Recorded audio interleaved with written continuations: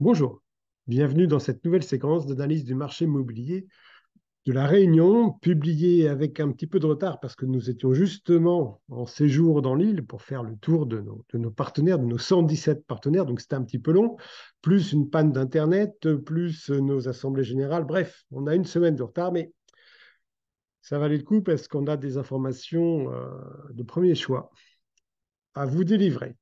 Donc, pour accéder à notre indice, comme d'habitude, vous allez sur le site opsimo.fr, notre site institutionnel qui fonctionne en synchronisation en temps réel avec nos datas.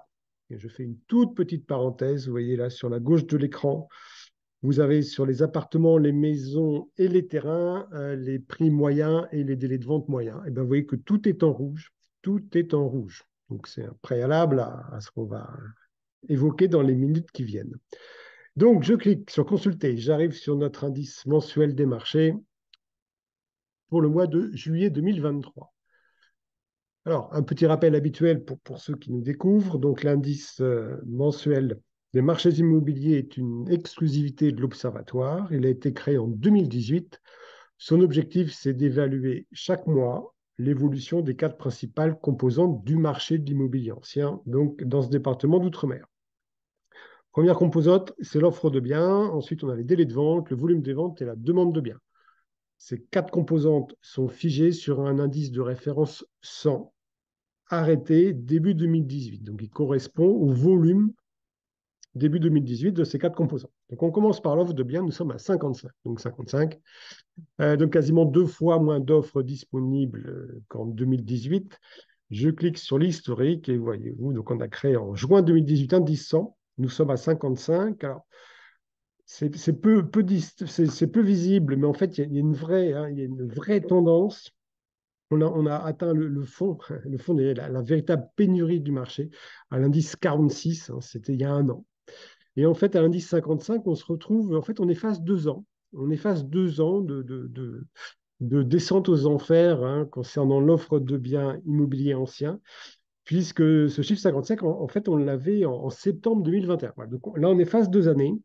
Et ce qui est encourageant, c'est que en fait, cette tendance, elle est durable, hein, puisque chaque mois, on gagne ou on est en constance, hein, puisque là, on est exactement comme au mois de juin, mais on ne perd pas. Voilà. Donc, c'est une forte tendance hein, qui s'affirme, qui nous amène donc vers une offre de plus en plus généreuse. Première composante. Deuxième composante, on va à l'autre bout du spectre, la demande de biens. La demande de biens est à 128. Donc, c'est la demande d'achat hein, de biens anciens à La Réunion. Je clique sur l'historique. On voit distinctement la rupture marché d'avant le confinement, marché d'après le confinement, donc une demande qui a explosé littéralement, mais qui depuis un an, voyez-vous, là on a une baisse 4 mois consécutifs fin 2022, une reprise très forte premier trimestre 2023, sans explication, une rechute aussi forte avril et mai 2023 sans plus d'explication, hein, c'est ce que je vous disais le mois dernier. Le mois de juin, on remonte, on gagne 35 points. Et le mois de juillet, ben, on se maintient. Bon, on perd 4 points par rapport à juin, mais on est vraiment beaucoup plus haut que les 2 mois précédents, sans aucune explication supplémentaire. Donc, on a une demande qui est forte. Enfin, ce n'est pas les sommets des 2 années, hein, 2020-2021, mais elle reste forte, indice 128. Elle est donc elle est 30% plus élevée qu'à la création de l'indice début 2018. Et souvenons-nous-en, début 2018, personne ne manquait d'acquéreurs à La Réunion. Les acquéreurs début 2018 à La Réunion étaient en nombre absolument suffisant. Et là, on est 30% au-dessus. Donc, la demande se porte bien. Le seul problème, c'est donc qu'elle est hiératique et qu'on peut très bien subir un mois d'août catastrophique en termes de demande parce qu'on n'a pas et on ne peut pas identifier les causes de ces évolutions brutales à la baisse ou à la hausse. À noter que cette demande est très forte dans le nord, hein, parce que là je ne fais pas de focus région ni type de bien. Vous pouvez choisir une ou plusieurs régions et appartements, maisons, terrain. Là, on est vraiment sur un focus pour aller relativement rapidement. Euh, mais donc, moi j'ai fait avant la vidéo, hein, j'ai creusé un peu le sujet. Donc le Nord a vraiment une demande très forte puisqu'on est à l'indice 205, donc 2 fois plus élevé que ce qu'il était début 2018. Par contre, le Sud et l'Ouest sont à la traîne, hein. Le Sud, on est à 86, donc bien en deçà de l'indice de référence. Et l'Ouest, on est à 81. donc encore moins bien. Donc, on est nettement insuffisant par rapport à ce que le marché connaissait comme flux d'acquéreurs début 2018. Voilà. Mais le Nord permet à la globalité de sauver la mise. Concernant les ventes, alors concernant les ventes, c'est moins bien. Euh, et en fait, hein, la demande qui ne se concrétise pas, ça ne sert à rien. Hein. Dans la demande, on a le curieux qui s'informe, qui visite, mais qui ne s'engage pas. Donc, ce qui compte hein, sur un marché immobilier, ce n'est pas la demande, c'est l'acquisition, le contrat signé et l'engagement. Et bien la demande, donc on est la demande. Le volume des ventes, nous sommes à 125. Nous sommes à 125, vous voyez, on est là. Concernant l'historique. Alors, au premier regard, 125, c'est mieux que 100. Hein. Voilà, on était ici. Et au deuxième regard, par contre, quand on fait la perspective historique, c'est assez gênant. Vous vous souvenez que le mois dernier, le mois de juin, donc on était à 133, et je vous avais signalé que le mois de juin était un plus bas historique absolu pour un mois de juin, depuis la création donc, de cet indice en 2018. Eh bien, le mois de juillet, de la même façon, on est à 125, donc on perd 8 points par rapport à juin, mais on est le plus bas historique absolu pour un mois de juillet depuis la création de l'indice. Donc là, il y a un vrai signal d'alarme. 2 mois de suite, 2 mois consécutifs où on atteint les plus bas historiques absolus en termes de volume des ventes. Ça, c'est une donnée purement factuelle, totalement objective, pardon.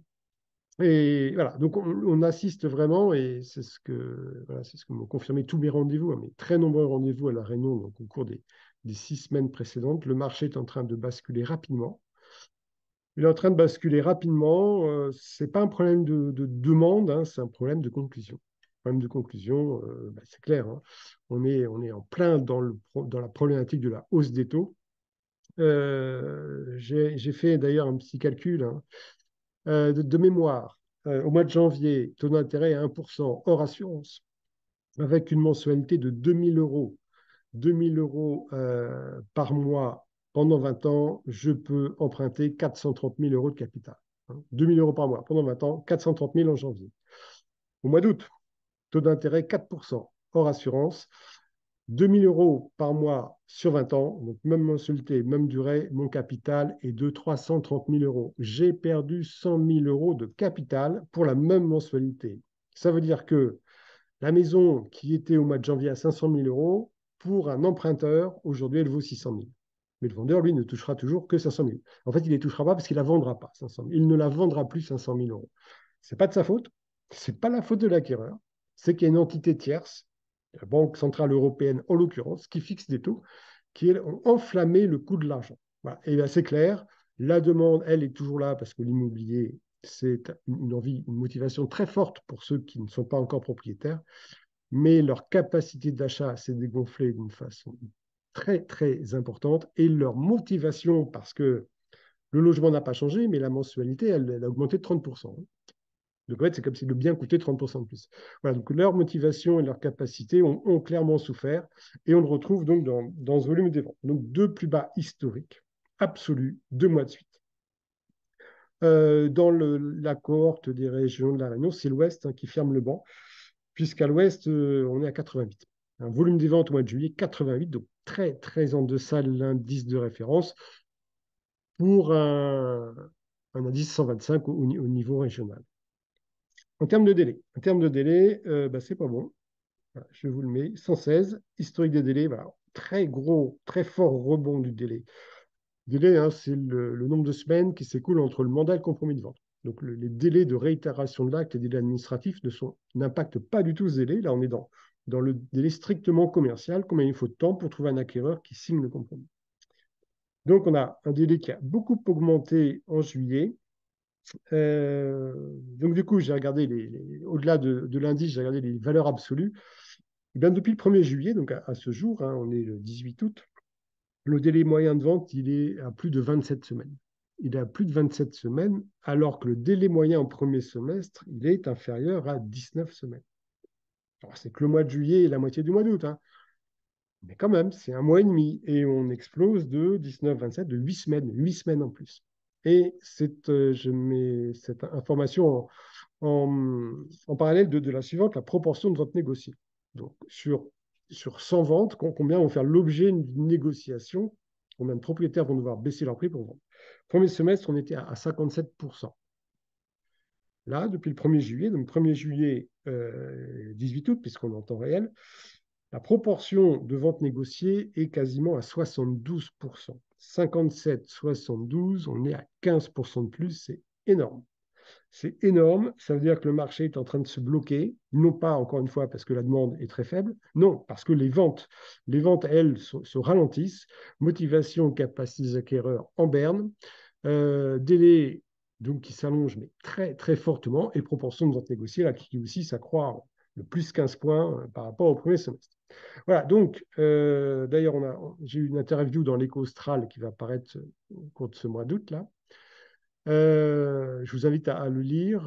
Je reprends, hein, enfin, je réponds aux questions du journaliste et voilà, j'explique vraiment en conclusion que vendeurs, n'attendez pas pour vendre. N'attendez pas pour vendre, le marché est en train de basculer. Euh, l'idée, l'idée de base, hein, c'est aller voir un agent immobilier agréé de l'Observatoire parce qu'il a accès à cette data de façon bien plus détaillée, hein, qui fonctionne en temps réel et le marché bascule très vite, hein. Il bascule très très vite. Interrogez-le sur l'état du marché dans votre quartier, demandez-lui conseil. Ensuite, c'est vous le patron, hein. C'est vous qui décidez, je vends pas, je pondère, j'accélère mon projet, mais au moins vous déciderez en toute connaissance de cause. Voilà, c'est un petit peu long, mais oui, l'information le méritez. Je vous laisse réfléchir à tout cela et on se retrouve début septembre pour l'évolution du marché au mois d'août. Bon vent.